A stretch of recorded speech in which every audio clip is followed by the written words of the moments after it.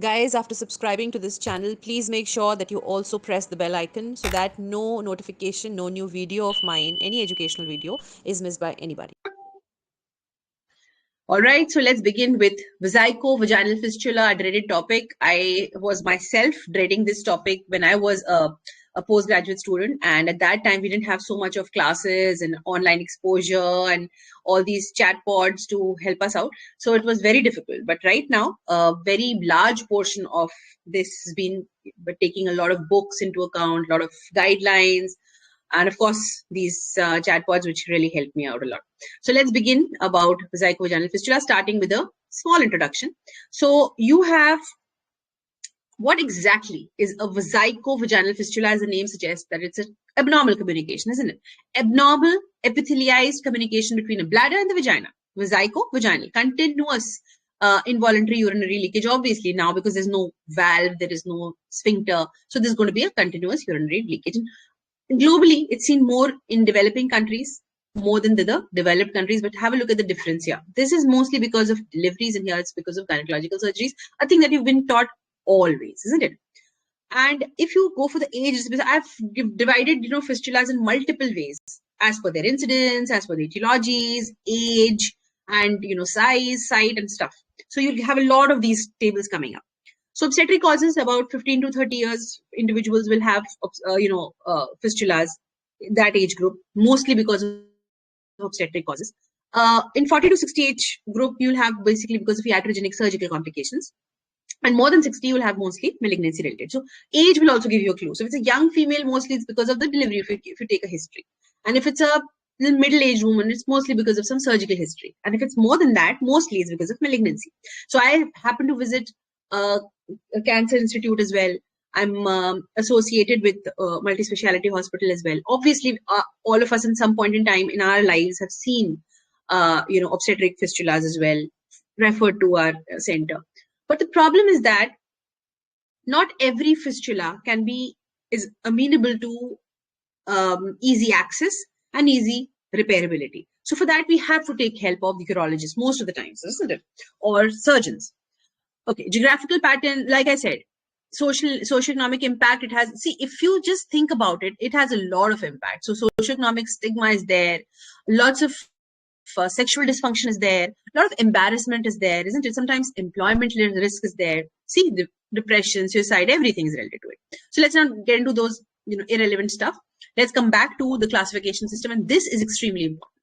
One is trigon is the place where the ureters, they open into the bladder. We as gynecologists, we are happy, with repairing the bladder and everything. What we are very scared of, and we should be scared of, is a trigonal area. Because if that's involved anywhere, if there is an injury, if there is a, cauterization, or if you, in any which way you want to repair that area, you're very scared, and you should be scared of this trigonal area, because inadvertently, if you take a stitch that stops the flow of the ureter inside the bladder, you are in big trouble. And in that time, negligence and every such case will be put on you, because then you had a chance of calling the urologist, which you didn't. This is the place that you have to be very worried about. So if it's supratrigonal, most of the time, which is in our case, because we are working at that place. So if it's a hysterectomy, it will cause a supratrigonal injury, right? So if it's, whatever, incision or cautery or whatever, either it's at the time of separation of the bladder, is the time that you are, taking a bite on the vault. So it has to be supratrigonal most of the time, iatrogenic. Trigonal is a place which might be involved at the time of labor. Obstetric causes mostly. And infratrigonal is hardly ever, maybe at the time of malignancies or something like that, maybe. Size is also one factor. Size is smaller fistulas, larger fistulas. And the most, popular category of fistulas is the etiology-based category. So it could be a simple obstetric fistula, which could be fresh with clean edges. It could be simple fresh, usually happens in cesarean sections only, isn't it? When you're trying to, kind of remove the bladder, and you made a nick somewhere in the lower segment and it has gone into the vagina, or you stitch the bladder with the vagina, it can happen. But then simple obstetric fresh might not happen. Fresh is usually when you've given a through and through incision. So clean edges, fresh, good. A complex obstetric scarred circumferential, this is going to happen usually in the neglected cases of obstructed labor. Iatrogenic is another etiology which we are all talking about, surgical. Radiation based is post radiation therapy, and malignant, of course, because of the tumor erosion. Timing, again, a very, very important thing. So immediate fistulas, early fistulas, intermediate as well as late. Immediate ones, which were easily and recognized that time, but it usually does not happen that way. Early are not also visualized. That's usually they come in with immediate and late fistulas. Takes time. And then you have the first repair or recurrent fistulas, which are far more difficult to treat. Now, this table I have made for you people to understand the etiology. See, at your stage, at a postgraduate level stage, the simplification or over-explanation or even explanation of etiopathological factors might not be asked. But just go through these tables for your own sake. You will be given the PPT. All of you do know that these PPTs, they are uploaded in the final theory, package. That is the updated theory package. So VVF, the class, along with this live class recording folder you people get, right? You get it in mega course package and you get it in updated theory course. So that the theory topic, theory part gets updated. And if it's an answer bank, then it gets updated in the answer bank. So these are live classes. So there's a live class recording folder. Just go in and see. The VVF class will be uploaded there. Everybody who has my theory course, we can see that later on. And everybody who has my a mega course also will be able to see it. So now coming back to it. So I was trying to tell you the etiological factors are at your point in place. I don't think you'll be asked a lot. Theory maybe, yes, you can be asked, but in practicals only touch and go. Because if I'm the examiner and I have a student who's got a case of VVF, I'll be mostly interested, how did you diagnose it? What are the implications? How will you treat it? What will you do post-op? Extremely important. Okay, what are the complications that can happen? So I'll be going more on the surgical side because it's got a very vast surgical side and something which people run away from. So as far as etiological factors are concerned, I've been repeating it again and again. So in the developing world, you usually have prolonged obstructed labor, neglected patient who can develop this. But now, I mean, we have skilled birth attendants, we have ASHA workers, we've got DIs, we've got trained workers mostly, who are trained for this particular thing, that do not, put it for long. But problem is that every patient is different. Some patients are malnourished, some patients are anemic, some patients have a very poor tolerance to dehydration, and then they are dehydrated.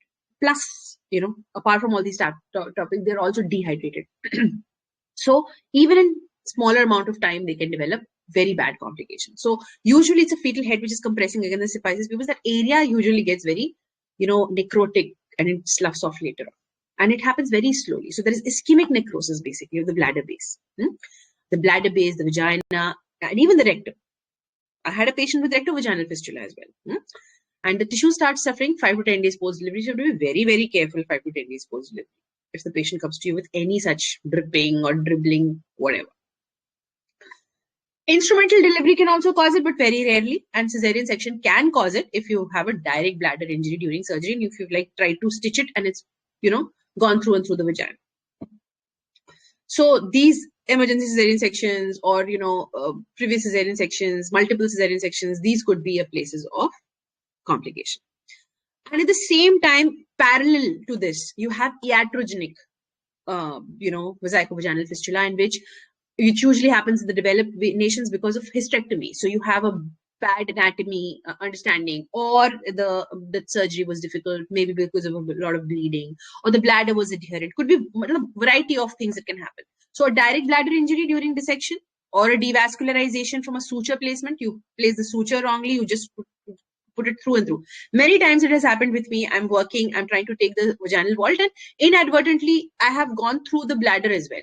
And then later on I've realized when the field is properly seen that, oh, this stitch was not right. It's going through the bladder. It's touching up, kind of outer layer of the bladder, but you never know. Every patient behaves differently. So usually such injuries don't, unless and until it's through and through and it's just one bite, usually doesn't cause anything, even if you've gone through it. But multiple such injuries, devastating. It can tip any which ways. Sometimes if you just take out the sutures, the bladder will heal if you give it 21 days rest. But if you do not do that, do not see it in time, then these sutures will first of all enmesh together. It will cause a point of coherence between the bladder and the vaginal wall, and then slow necrosis. You never know how it tips. It can completely heal without any complications, and it might not heal and cause multiple vesicovaginal fistulas. So you never know.